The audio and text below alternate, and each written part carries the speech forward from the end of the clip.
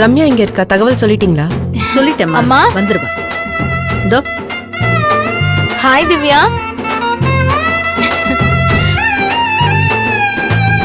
வாழ்த்துக்கள்.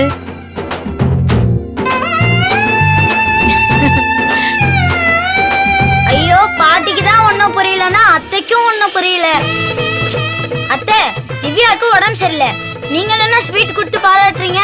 அதெல்லாம் அப்படிதான். இந்தா நீயும் எடுத்துக்கோ. அங்கிள், எல்லாரும் தப்பு தப்பா பண்றாங்க.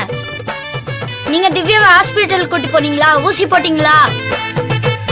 ஏய், அதெல்லாம் போட்டாச்சு. இந்தா இத நீ முதல்ல வாயில போடு. எனக்கே என்னன்னு முதல்ல ஒண்ணும் புரியல. சின்ன பையன், அவனுக்கு என்ன புரிய போகுது? அதோட இவங்க மட்டும் கூட இல்லைன்னா அவ்வளவுதான். அதான் நாங்க இருக்கோமே. என்ன கற்பகம் இருந்திருந்தா இன்னும் நல்லா இருந்திருக்கும். இந்த மாதிரி நேரத்துல பொம்பளைங்க பக்கத்துல இருந்தா இன்னும் கொஞ்சம் நல்லது. விஷயத்தை அவங்களுக்கு சொல்லிட்டீங்கல்ல? சொல்லிட்டேம்மா. ரொம்ப சந்தோஷப்பட்டாங்க.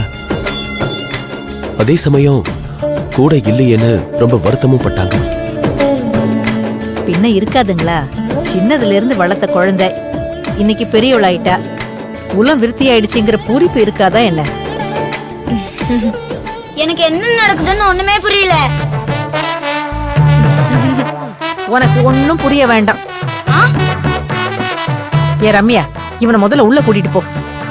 மதி, இனிமே நீதான் இவ கூட விளையாடணும். அது எப்படி? அவ என் ஃப்ரெண்டு, அவ என் கூட தான் விளையாடுவா. இல்ல திவ்யா?